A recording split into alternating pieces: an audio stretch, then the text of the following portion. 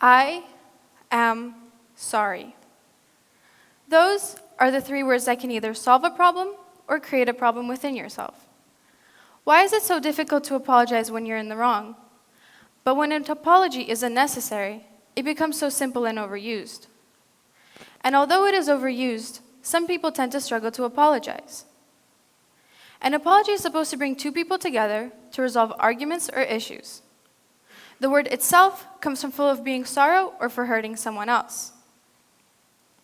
Unfortunately, it has become a frivolous word used carelessly. The more I thought about it, the more self-aware I became of how many times a day I apologized. And when I decided to count, I caught myself apologizing about 84 times a week, which is about 12 times a day. Was I full of sorrow those 12 times a day? No. Doesn't that shock you? Even if meaningful and powerful to us, it has become a conversation filler.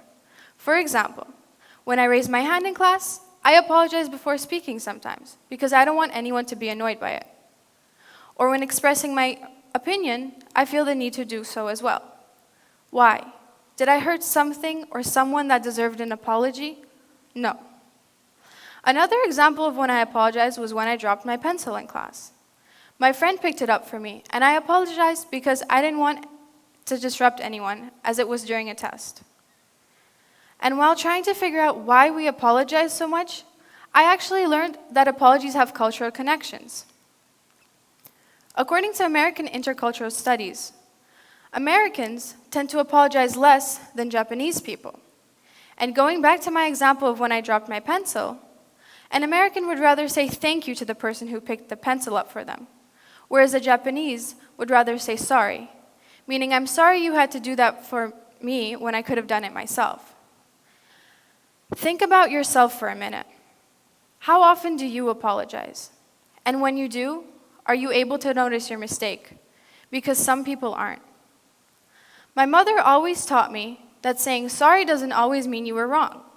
Sometimes it means you value your relationship more than your ego, meaning that you might be right and the other person is wrong, but you care so much that you are willing to put your pride aside and resolve the issue.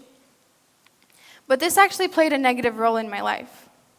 I was so stuck on the idea that I should just swallow my pride and apologize, it became a reflex to do so.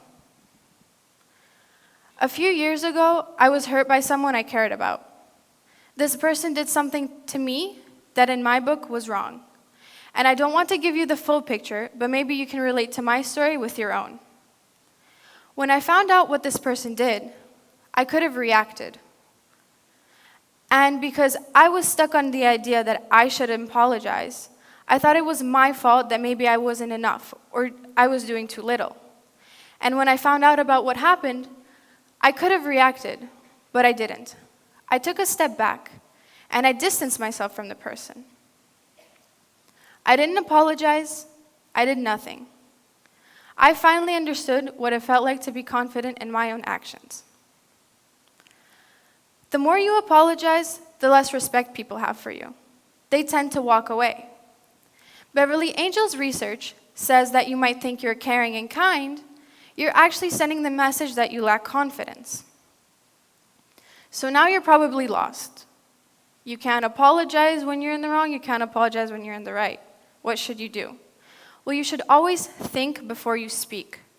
Assess the situation, and only then speak. An apology has lost its power, and it's time we bring out the power it used to have. It's supposed to bring 2 people together to resolve arguments or issues. Instead, it shouldn't be a conversation filler for when we feel uncomfortable.